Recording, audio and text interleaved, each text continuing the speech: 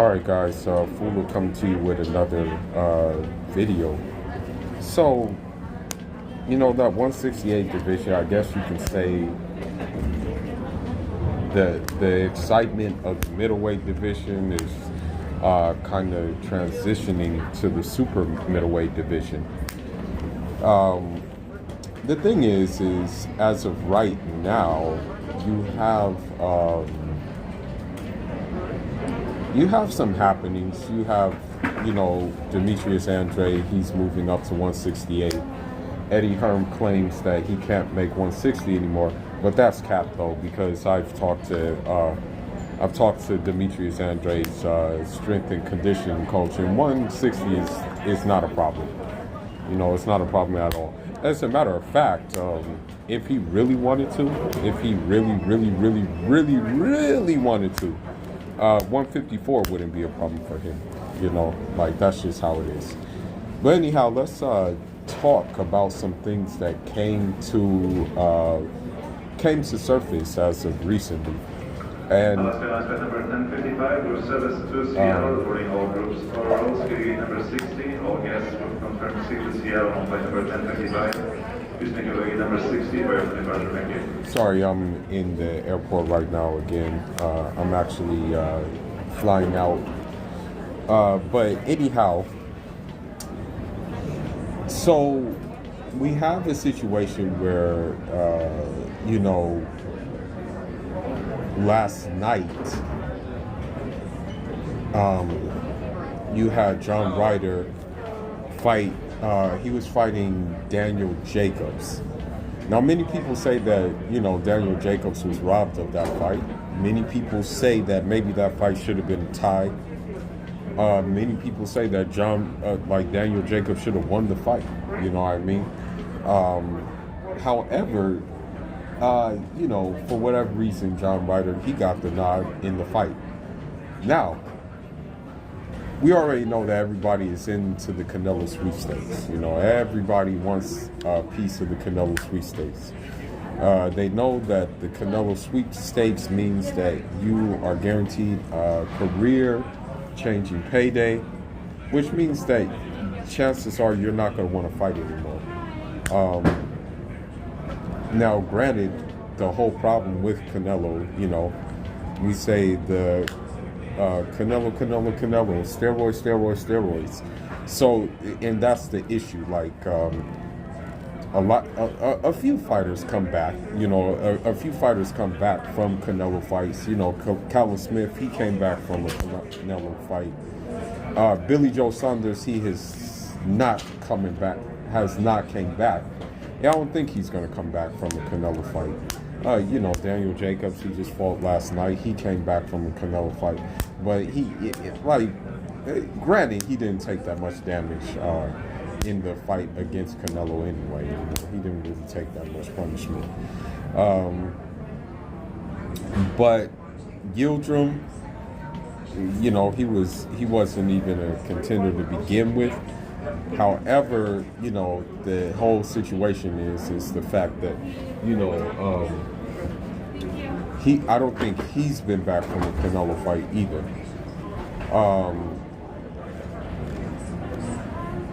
So, with that being said,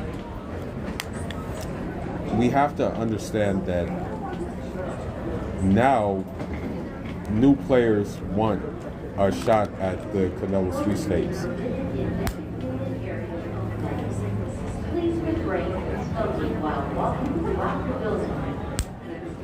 Oh, okay, that's the thing again.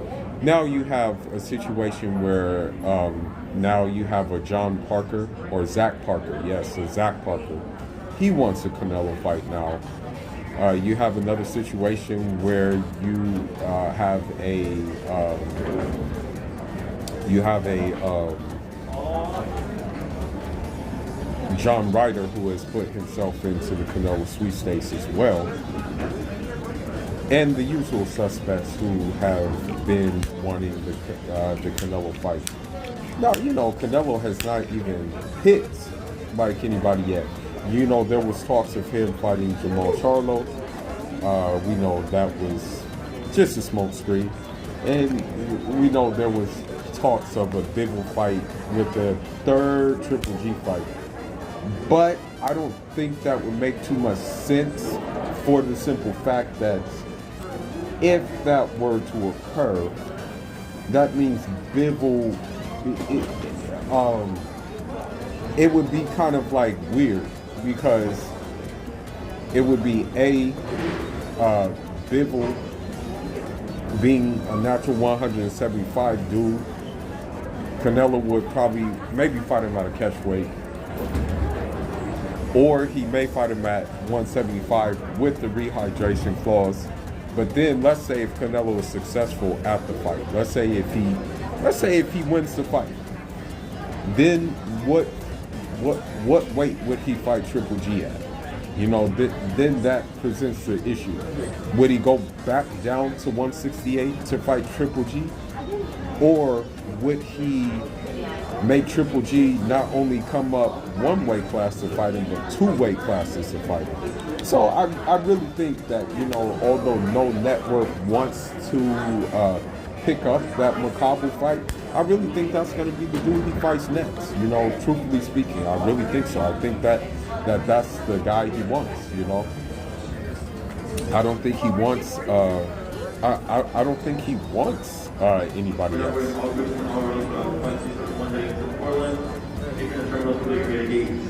Okay, so hold on, let me see. So what I do want to talk about though, however, what I do really want to talk about, you know who I want to talk about, and you know, and before I talk about this, here's a disclaimer.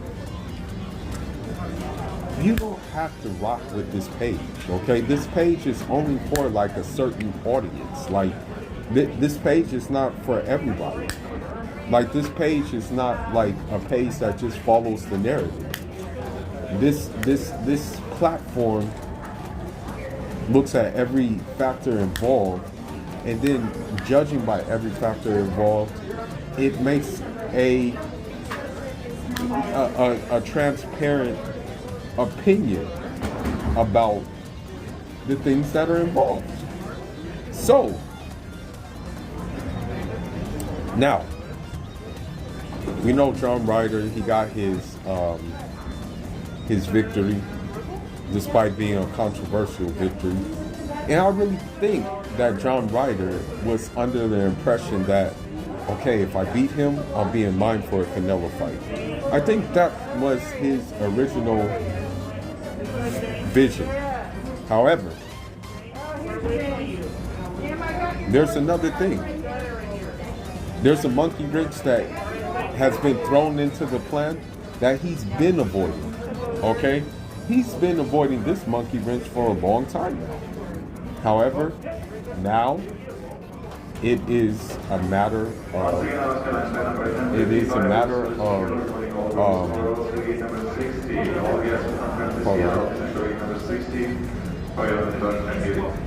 Okay, so he's been avoiding this monkey wrench for a long time now. So this monkey wrench he could have fought, but he decided not to fight him. He decided to dance around him. As a matter of fact, his promoter Eddie Hearn said, well, this dude's too difficult, so we rather move up to 175 and fight Bivol. And that was what they were saying before. And guess who that monkey wrench is? You guessed it. Osvary David Morrell Jr. So, it's been revealed, according to Boxing, I believe it's Boxing 24. Yeah, Boxing 24. They have said that actually David Morrell is, that John Ryder is the mandatory for David Morrell, because David Morrell holds one of these ABC alphabet soup parts of the WBA belt, right? So, with that being said, John Ryder is the mandatory.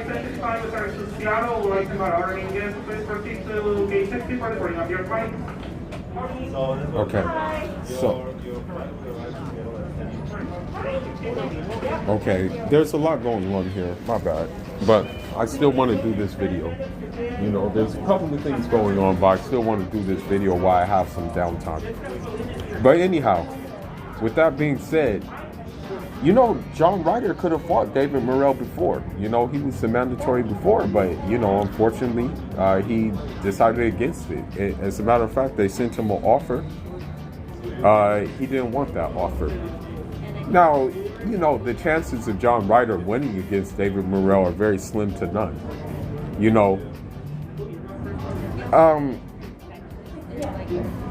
as I said before, with these fighters, like and you know, I hate to say it, but I'm gonna bring back, you know me and my my sometimes like strong opinions, but I have to bring out the fact that like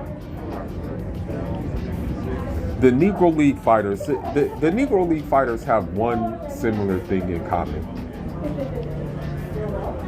They're unproven because nobody wants to try. Nobody wants to give them a chance to prove themselves.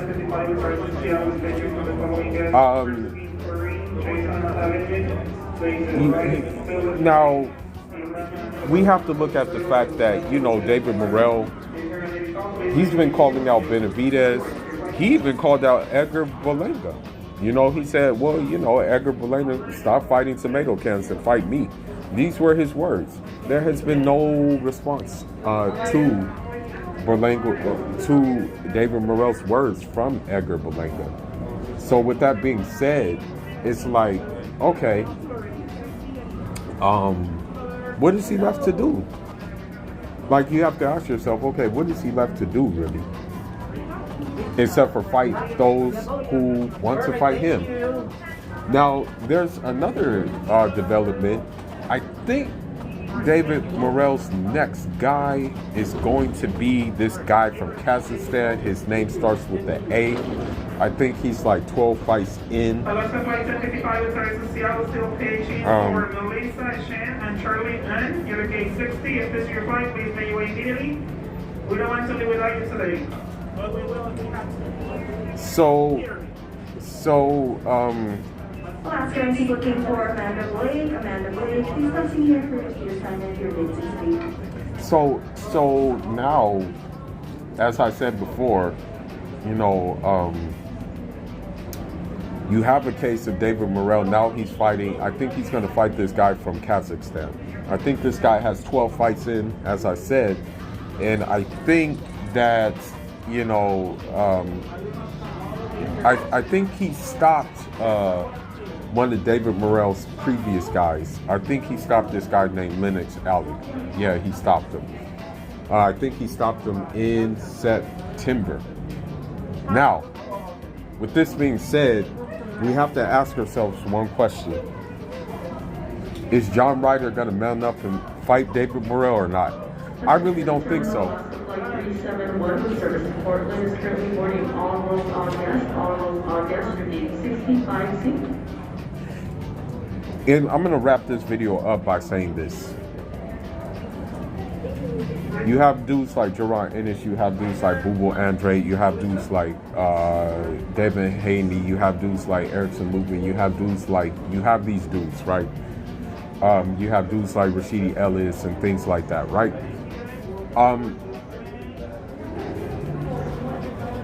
Most people take fights because they think a dude is beatable nowadays in boxing.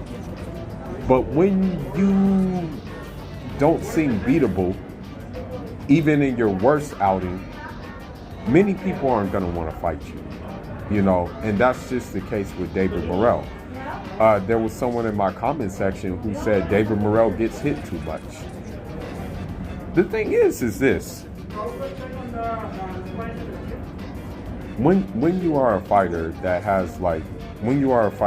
has different styles and can make adjustments, you may be one of those dudes who, like, you know, you may be one of those dudes who risk. And if you are flying standby on flight number 1055 going to Seattle, all seats have been taken. So you may be one of these you may be one of these fighters who may take risks because you're going into the pocket. So you may get touched up a little, but you have the potential, you have the ability, not the potential, but the ability to box on the outside and pot shot on the outside. David Morrell has that ability. However, he feels that like, yo, man, I'm not going to waste my time. I'm just going to get this guy out of here. Like, why would I waste my time? I guarantee you, because David Morrell has the Cuban school, boxing school system. If he really wanted to. Terminal Alaska Airlines is paging guest Gabe, last name G-A-U-B-E. Please proceed to the door marked 65C. Once again, Alaska Airlines is paging Jack Gabe. Please proceed to the door marked 65C. Okay, now, so if David Morrell wanted to, he can just pot shot. Just pot shot, counter punch on the outside. If you really, if that's all he wanted to do, fight behind the jab, stiff jab, and that will be that. It's the same thing with Boo Boo Andre. Andre, for example, and I've said it in previous videos, but I guess I gotta say it again. Demetrius Andre throws those looping shots because he's timing you. You know, when he has your timing, right? When he has your timing, that's when he throws those shots. But if you watch fights like with Walter Katanidakwa, he fought behind the jab and just fundamentally boxed. If you watch the second fight after that, Andre Akobal, he fought against it. He fought. If you watch the Andre Akobal fight, he fought behind the jab, and he didn't throw those looping shots like that. He just pretty much boxed them, right? Sulecki, he threw those looping shots because he can time them. What's that, guys?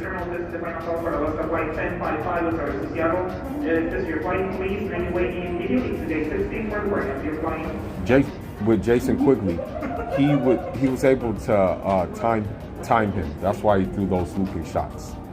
So he just does those shots because he sees something. Once again, Alaska Airlines is paging Jack Gabe, if you're in the boarding area, please come and see me here at the dormer 65C.